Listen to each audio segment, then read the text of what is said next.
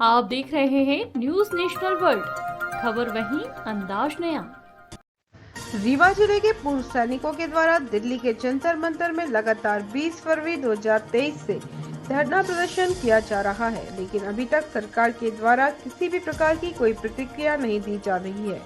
जिसके विरोध में आज पूरे भारत के साथ रीवा में एक दिन का सांकेतिक धरना दिया गया है। सबका सैनिक संघर्ष कमेटी के प्रदेश अध्यक्ष यज्ञ प्रताप सिंह ने बताया कि अगर सरकार हमारी बात को नहीं सुनती है तो 23 जुलाई से लेकर 26 जुलाई तक सारे पूर्व सैनिक दिल्ली के लिए रवाना होंगे और अगर जरूरत पड़ी तो संसद भवन के सामने भूख हड़ताल में बैठेंगे। आपको बता दें, सेना के जवानों का कहना है कि उन्हें 1 रैंक 1 पेंशन में छलावा किया गया है। साथ ही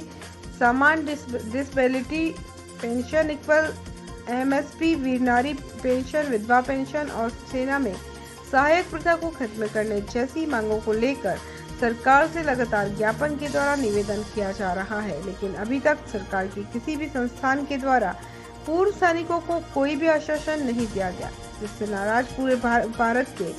पूर्व सैनिक 23 जुलाई से 26 जुलाई के बीच में दिल्ली में एकत्रित होकर वहां पर संसद घेराव जैसी कार्यवाही करने के लिए बाध्य होंगे, जिसकी जिम्मेदारी भारत सरकार की होगी। इसी के साथ भारत माता की जय, वंदे मातरम के उद्घोष के साथ अपनी वाणी को विराम दिया। प्रताप सिंह साबका सैनिक संघर्ष कमेटी और बिंद पूर्व सैनिक संगठन के यहाँ पर जवान एकत्रित हैं और आप जैसे को आप सबको विदित है कि 20 फरवरी 2023 से दिल्ली जंतर मंतर में सैनिकों के भूतपूर्व सैनिकों का संगठन लगातार धरना दे रहा है। तकरीबन 300 दिन से ऊपर हो गया है और इस अंतराल के दौरान हमारे जो पूर्व सैनिक है पूरे हिंदुस्तान के तहसीलदार को ज्ञापन सौंपा गया जो हमारी मांगे हैं। इसके बाद कलेक्टर महोदय को हर जिले में सौंपा गया और हर जिले में सांसद महोदय को ज्ञापन सौंपा गया सरकार को ये जानकारी सरकार तक पहुंचाने के लिए।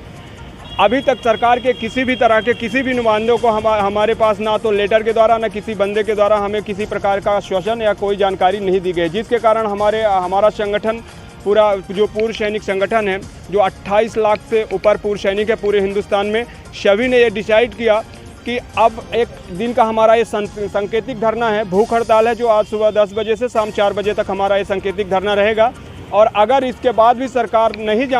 हमारे ऊपर नहीं सोचती है, नहीं समझती है, तो जैसे ही शीतकालीन सत्र स्टार्ट होगा संसद में से हमारे जितने भी सांसद वहाँ पर पहुँचेंगे, क्योंकि हमने सांसदों को पहले से अपनी मांग पत्र पहुँचा चुका हूँ